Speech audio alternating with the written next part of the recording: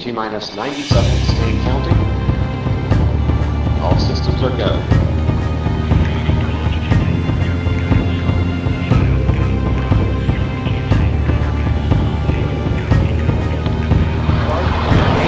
Start. 2, 1, booster ignition, and liftoff.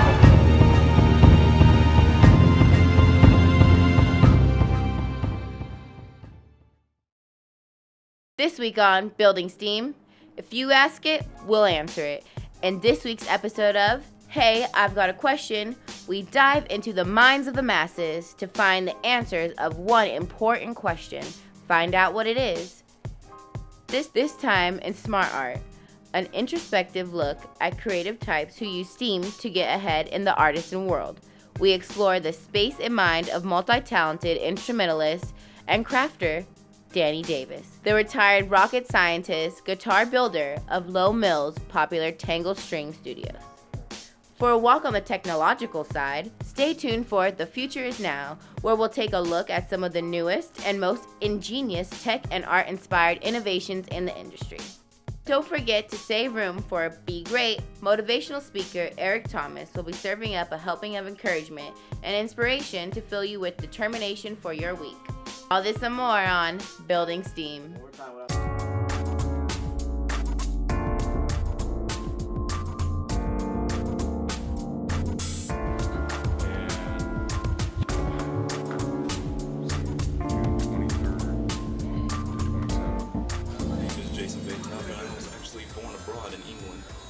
I'm Scott, and I'm from over there. I'm actually from this area, so yeah. My name is Michael, and I'm from Huntsville, Alabama. My name's Jesse Marcel, and I'm from Coleman, Alabama. Joseph Billadue, and I'm from Huntsville, Alabama. Okay, Joseph, I have one question for you. What can't you build at MindGear? What can you not build at MindGear?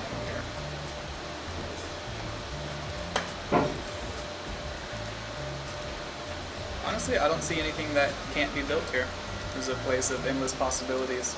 The only thing that can't be built is something that you just cannot imagine.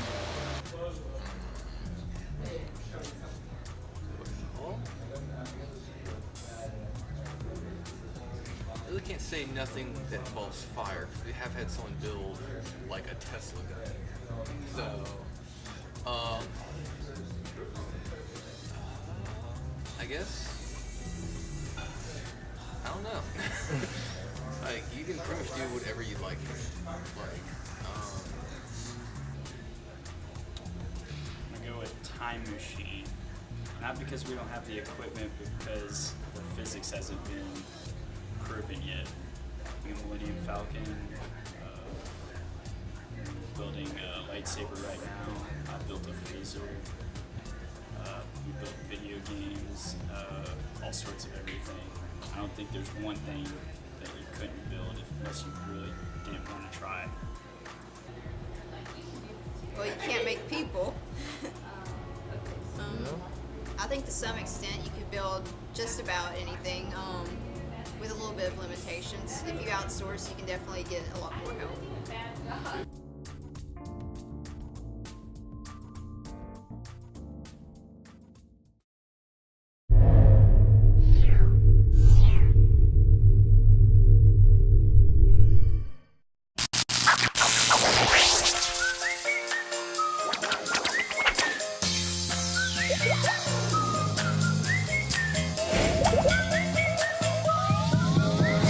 An engineer is a person that solves problems. And a chemical engineer is somebody who knows enough mechanics to confuse a chemist, enough chemistry to confuse a mechanic, and enough math to confuse himself.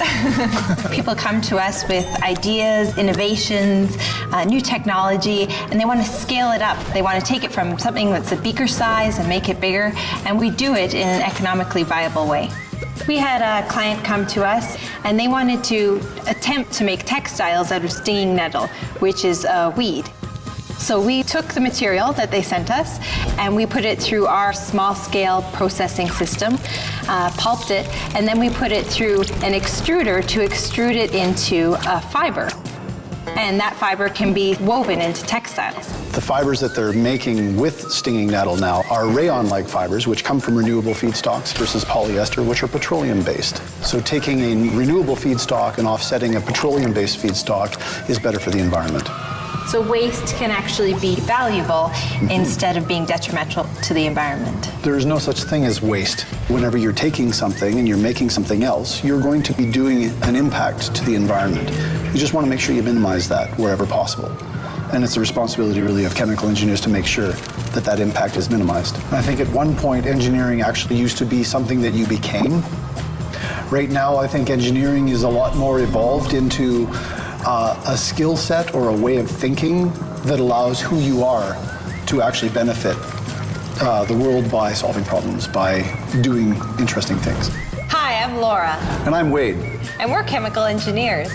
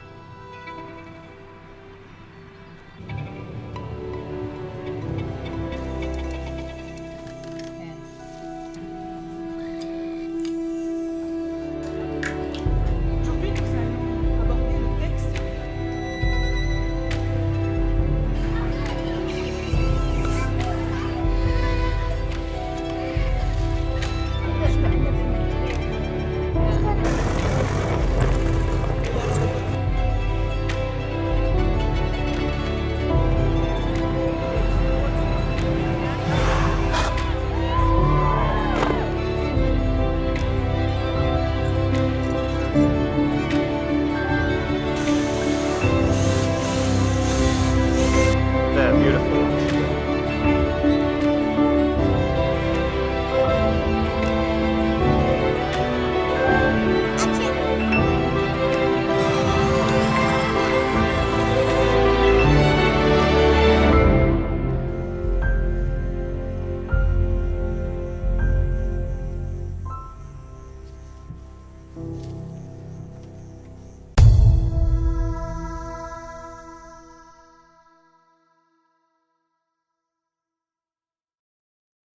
What her name I did not know. What her hair was dark and curly, and her cheeks was a rosy red. Is that gonna work? Yeah, I'm just gonna set this up, Okay. get the microphone going. At Tangle String Studio, we do several things. First of all, we have a recording studio. We have 1,100 square feet of space that's dedicated to recording different type of artists, anything from a small one-piece recording session to a large band.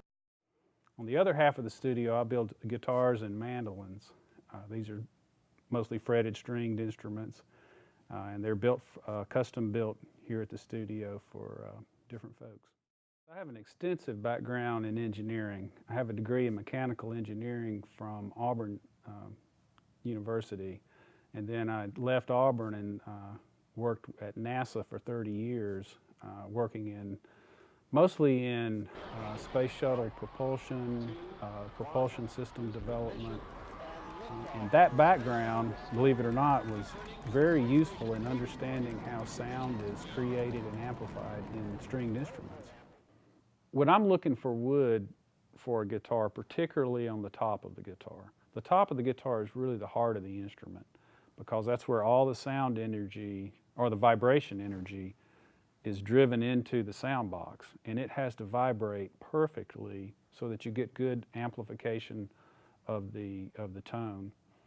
Well, that wood has to be cut in a very special way. I like the wood what's called quarter sawn. That means if you had a tree that was round like this and the rays or the rings of the wood are going out like that, Well, the wood needs to be taken right along those rings so that you go right across every one of those little rings. That gives you the strongest, most lightweight, most responsive cut of the wood. My engineering background's helped me out quite a bit in building quality instruments. A guitar and a mandolin, well, any instrument that is played, what you do is you take the artist's intention, what the artist wants, the sound they want to make, from them touching the instrument, from plucking a string, fretting a note, and amplify that. Now, you can amplify one single frequency, and for instance, if I were to amplify a frequency at 98 hertz, you're going to hear the second position G note. But that's kind of just one frequency, and it sounds, you would hear a G note, but it'd be very sterile. What you really want to do is hear that note and then all the sweeteners that go with it. It's harmonics and other tones that are associated with that G note. Well, what I like to do is make sure that my guitars vibrate just perfectly so that all those rich resonant tones are projected from the instrument. Now, vibration is a mechanical phenomenon. Everything vibrates. Rockets vibrate, and they'll have frequency that they prefer to vibrate at by the way they're made. Now, in a rocket, you want to stay away from those frequencies, because if you drive that rocket at that frequency, it'll come apart. On a guitar, you want to exploit it. You want to get right on top of those frequencies so that when the note is played, it will vibrate really quite a bit because it's resonant at that frequency. Now, I know when I test an instrument for its what frequency it's vibrating at, what happens is I'll tap the instrument, and that's exciting it. It's making it vibrate. And then the microphone picks up those vibrations, and then it goes into the computer, and it does what's called a fast Fourier transform, FFTs. And it'll take that information and put it in a plot that shows me, here's where most of the energy is. So I'll have a peak in there that says, at this frequency, that's where most of your energy is. Now, I'll either like that or not like that. And if I don't like it, I'll do something to the structure of the wood to move that frequency. For instance, if it's vibrating at too high a frequency, well, I'll take some stiffness out of it by changing the height of the braces inside the guitar. I'll make those less tall, less moment of inertia, and therefore they vibrate at a little bit lower frequency. And all of a sudden that energy spectrum moves right to the frequency where I need it to. I think with my guitars as compared to a Martin guitar, Martin makes incredible guitars. But a guitar is an emotional connection. It's an emotional purchase, and my objective is to build a person their lifetime player, a companion they'll keep their whole life. I can do that because when I sit down to make a guitar, from the first time I talk with a customer, I'm making a guitar for that customer, and I'm the only person that's going to touch that instrument from the first chip that's made on the wood. And everything that goes into it is specific to decisions that customer and I have made. For someone wanting to be a luthier, I would recommend, first of all, it's a lot of work. Now, for me, it's a passion and I love it, and it doesn't feel like work. But it's hard to do, and it takes a lot of patience, and you need to think of it as a long walk. It's going to take time, and when you start your craft, you need to be aware of that. It's just going to take a long time, and things are going to go wrong, and you're going to learn to fix them and things like that. But the thing I would say is, if you love making instruments or love making anything, just never, ever quit. Just keep working it until you perfect it.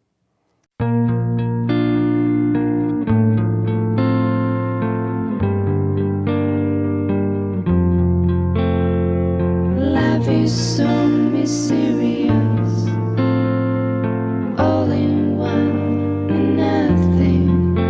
შეიძლება ათასობით კილომეტრი გაშორებთ ერთმანეთს. ქალაქები, ქვეყნები, კონტინენტები. შეიძლება დღეებს სითვლით შეხვედრამდე. მაგრამ სანამ კვლავ ერთად იქნებით, არსებობს გზა, რომელიც ნებისმიერ შემთხვევაში გაახლოება.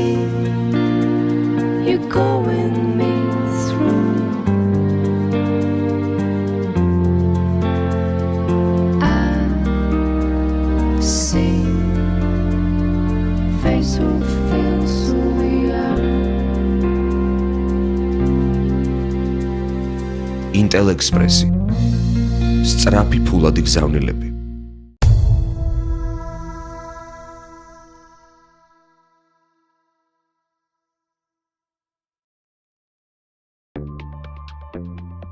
What is engineering? Let's take a moment to think about your morning. The alarm on your phone goes off at 7:03. You drag yourself to the shower and blast yourself with perfectly warm water in an attempt to wake up. You smear your toothbrush with too much toothpaste and scrub yourself into a foamy mess of minty freshness.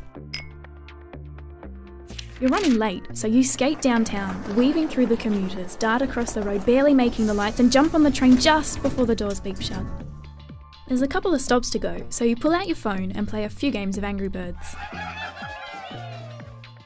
Alarms, trains, traffic lights, video games, toothpaste, all these things were made possible by engineers. But what prompts an engineer to improve our world? Well, they solve problems. Problems are an engineer's inspiration, and maths and science are the creative tools they use to solve them. Problems like making your alarm go off at the right time, or making sure your toothpaste has just the right balance of chemicals to give you that perfect smile, or even making a game so addictive it's almost impossible to put down, if that really is a problem. Now let's head over to the airport and jump on an aeroplane. Aeroplanes. They're so easy to take for granted. But don't forget, you can fly! Before aeroplanes, flying was quite a bit more challenging. Every bit of your plane has been touched by engineers. A mechanical engineer designed the engine. A mechatronics engineer devised the controls. The fuel? Extracted by mining engineers and refined by chemical engineers. The navigation systems? Electrical and software engineers created those. Yep, a whole team of engineers. Now we've landed in Dubai, home of the Burj Khalifa. It's the world's tallest building at 829.8 metres high. It's also in one of the world's hottest environments, reaching up to 50 degrees in summer. One of the difficulties of building the Burj was trying to figure out how to set 45,000 cubic metres of reinforced concrete in such extreme weather. The solution? A clever method of pumping iced liquid concrete into the 55,000-ton steel frame during the night. The result? A building that's vertically over 800 metres high, rather than horizontally all over the ground. Now let's jump into our time machine and go back to Saturday. Saturday, March 1932. The Sydney Harbour Bridge is about to open. The bridge is a marvel of civil engineering, and a pretty cool place to set off some fireworks. Since 1815, people had been talking about building a bridge to connect the two sides of the harbour.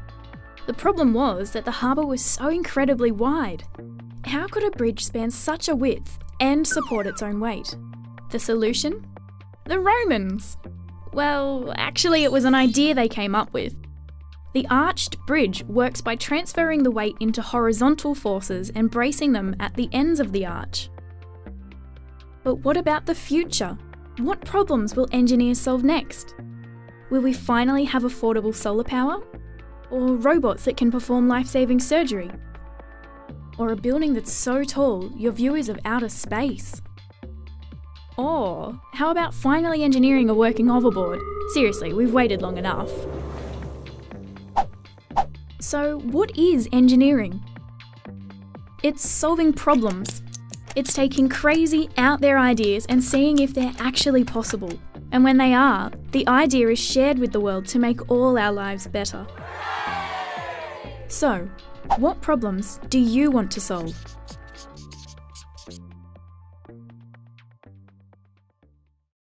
We've all heard the buzz surrounding 3D printing. Some call it the third or 3D industrial revolution. But what exactly is 3D printing, and how big of an impact will it have on our future? The concept is quite simple. Much like your printer prints ink on a page, 3D printers spit out material, whether it be plastic, metal, or even concrete, to form a three-dimensional object. But instead of printing one layer as ink from a normal printer does, multiple layers are stacked upon each other to create complex 3D structures. Think of it like making sliced bread, but in reverse. After putting one layer down, another is built on top of that, and so on until the whole loaf of bread is put together. Lost or broke something that you can no longer buy? Simple. Create or download the design online and 3D print it out.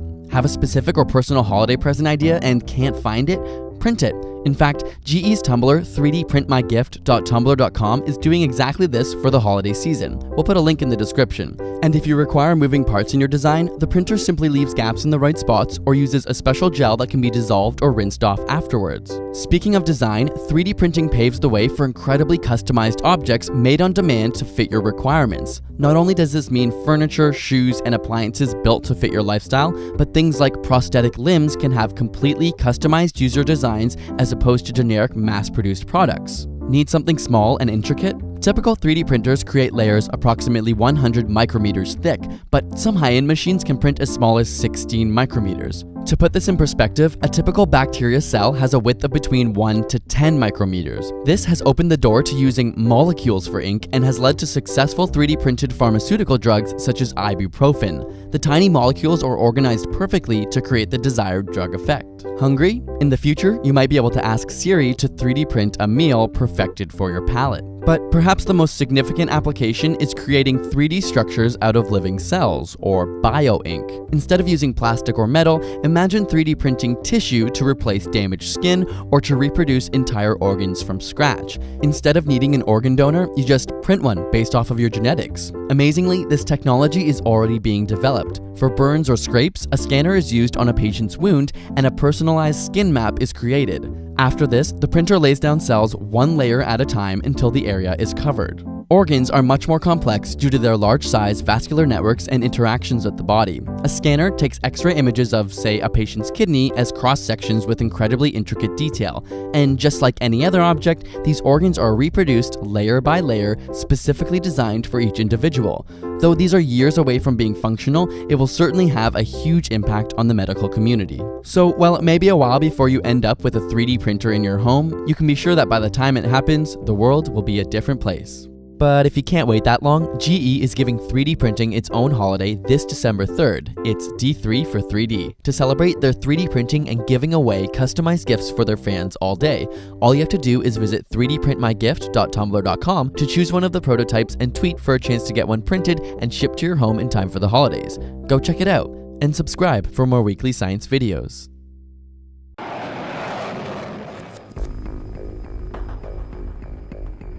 The grid. I tried to picture clusters of information as they move through the computer. What did they look like? Ships, motorcycles. I kept dreaming of a world I thought I'd never see. And then, one day, I got in.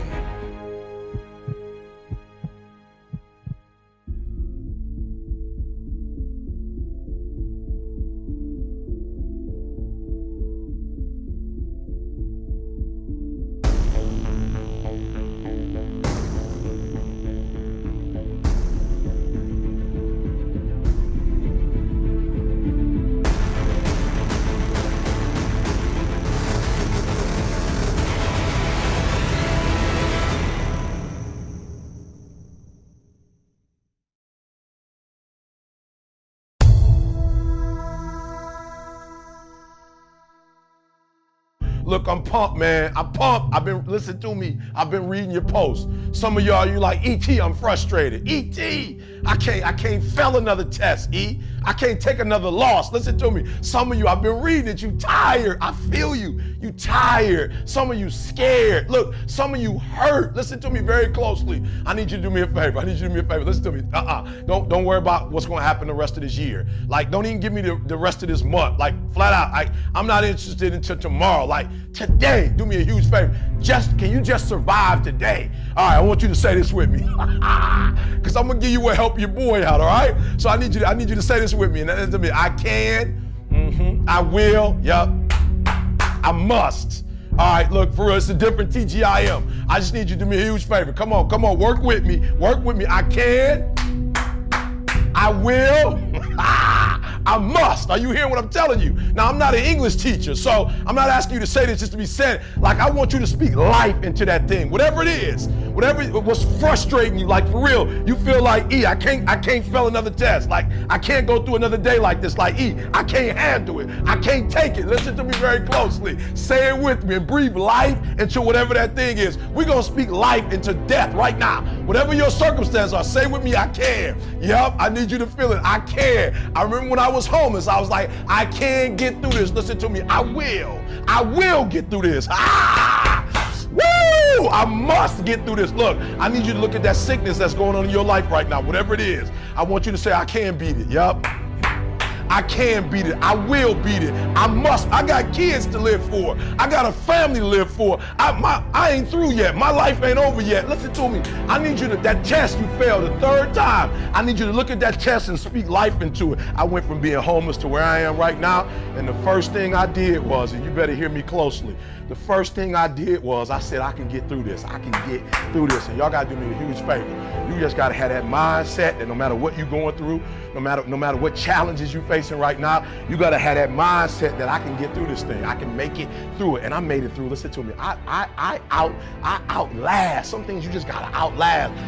Every sleepless night, listen to me, every cold night, the winter Detroit, and the abandoned buildings and cars, sleeping in, and listen to me, I was sleeping all over. I outlasted it. There's some things in life you don't need no degree for. You don't need no money for it. Listen to me, you don't need no support for it. There's some things in life you just gonna get through when you tell yourself, I'm gonna get through this. This is the TGI where I tell you, you can't get through it. And then second, you just gotta outlast some stuff. That's for real. That's some, I done had haters. I done had all kinds of stuff. And I just made up in my mind, look, I might not have been stronger. Listen to me, I might not have been smarter. I might not have been brighter, but I made up in my mind, I'm gonna get through this. So we're gonna put an image up, and I need you to see this image, right? And when you look at this image, what I want you to see is this is classic. My man, look at him. He got the two. He hitting. He probably got 998 hits. He got one more. He just got one or two more hits, and all them diamonds gonna come out. And you know why he'll never see diamonds? Look, 998 hits. He had 2 or 3